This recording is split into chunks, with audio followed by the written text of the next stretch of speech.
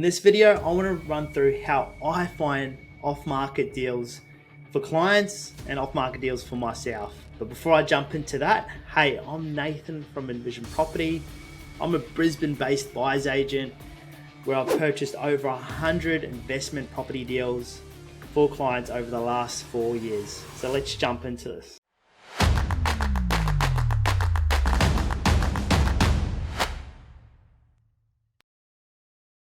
So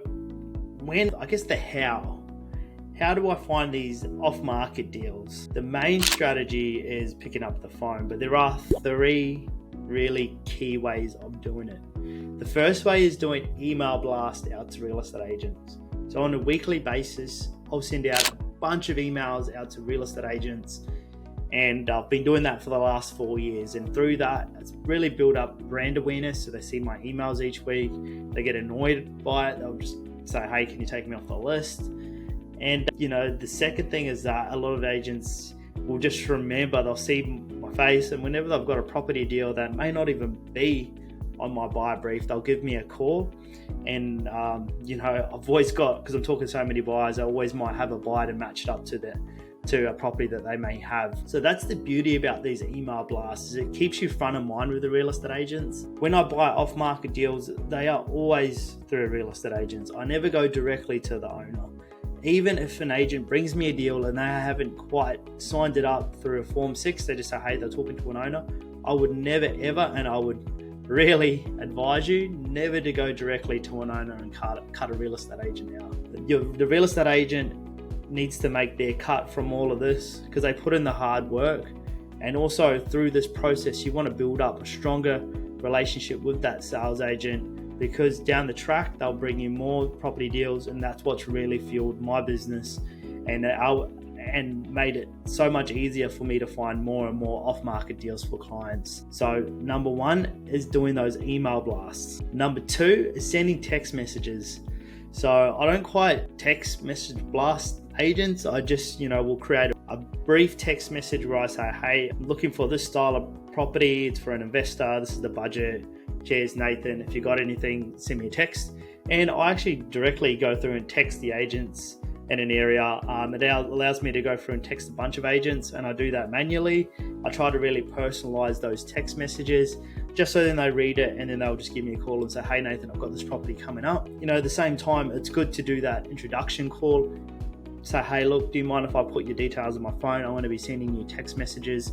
And it increases the chances of them actually opening up that text message and replying and giving you a call, because yes, the emails and the texts are well, but there's also got to be a personal touch to all of this, because this time of the property cycle where it's booming, the sales agents, they're constantly getting calls, they're constantly getting text messages from buyers. So you really need to stand out from the other buyers. So that's probably where I'm going to go with this conversation around finding off-market deals. So actually trying to genuinely pick up the phone, have a conversation with them, build up that rapport. You can really leverage that down the track when they have a deal, but also when it comes to that whole negotiating part, you can leverage that relationship. So like for me, I've purchased through I've got 8 properties under contract right now, and 3 of them are through just one real estate agent. So that one agent has just brought me deal after deal after deal, and they are all below market value deals. So, I've made the process extremely smooth for him, and he's enjoyed that experience. So then he's just brought more deals through. So really take the time and build up that relationship with that agent. And that's where, there is that whole mixed idea around, hey, look, let's go do a property course and then find a deal. Like, I hand on heart believe, hey, you could do that course for $6,000, and I'm creating a course now actually. But to build these actual genuine relationships, which you need most of the time, and you could even ask, agents probably won't tell you directly, but they always have a buyer's agent.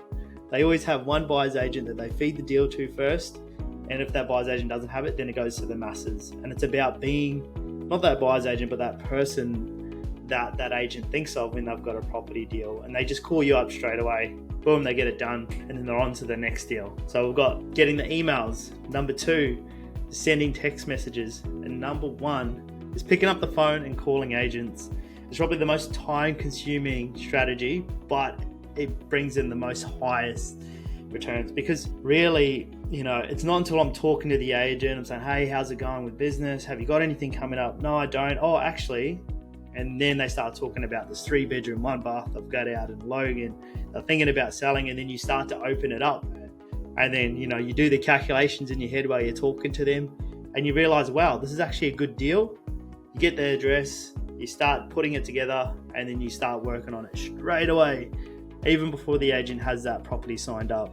That agent then goes to the sellers, hey, I've actually got a hot buyer, and then you put a deal together. I've done that so many times through the last 4 years, and it generally works. So if you do have the time, like I've got 8 hours out of every day because I do it full time as a job, but if you do have the time, pick up the phone, preferably during business hours, to chat to the agents and build up those relationships, which then you leverage to do the texts and the calls off down the track, so then they actually reply to your emails or reply to your texts. So that really is the 3 core strategies that I use to find property deals with real estate agents. So just, I guess the main part is taking the time to build those key, I'd say, rapport with the agent. Let them know you're a genuine buyer and you're going to settle on the property.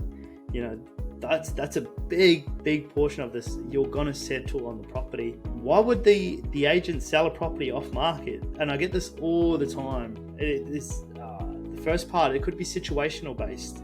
So a divorce.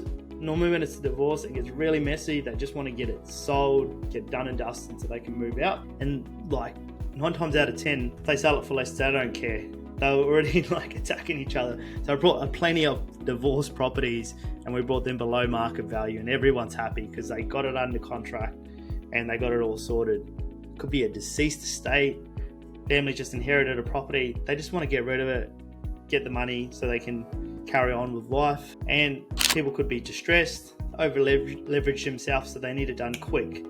So speed is the reason why people would want to sell off market. Some people want to keep it private, so they don't want to put it online. They don't want everybody to know on the street that they're selling their property. So there's countless numbers of ways why people would sell their property off market. How does it benefit the real estate agent to sell it off market? That's probably the biggest thing that always comes up as well. The sales agent, when he puts the property on realestate.com, he gets flooded with hundreds of phone calls, hundreds of text messages. These properties are getting over 1,000 views per day. So for him, it pulls him right out of trying to get new clients. He's spending all of his time trying to get this deal done. If we can get the property under contract for the right price, he gets that done, and then he can use that extra, we could call it 20 hours he's probably saved himself as a bare minimum, to use to call up and get new properties and close more deals. So that's probably the biggest reason why a sales agent would do it. Or the other thing is that particular sales agent is competing with 4 other real estate agents, and he knows he's not going to get the listing. So he brings it to me and we get them an offer, and then they close the deal, wipes out all the other competition. He's already purchased it, he's already sold it. So there's heaps of positive reasons why a sales agent would sell the property off market. So these are your 3 main tips. Do email blasts, text agents and call agents, but do all of that in a way that's really personalized, and you should reap the rewards. By buying off market, I've got about 8 properties, I've got 9 properties under contract, including one that I purchased for myself off market, and they were all purchased below market value. Some of them, the one that I got for myself is 500k and is worth 550. That's 50 grand below market value. That's 10% below market value. That's done on the purchase. So if you are looking to get an investment property and you're looking to buy, particularly in the Brisbane market, and you want some help, jump onto the website, Envision Property, jump on, do a free strategy session. I'll jump on the call with you, learn about your situation. I can run you through, these are pretty much the 3 main ways to get off markets, but if you have any questions, I can run through them on the call. Subscribe to the channel. I want to be putting together more content on questions that I answer for clients on the phone all the time. I just want to share them on this channel so people have somewhere to get their answers from. And yep, subscribe to the channel. Thanks for watching.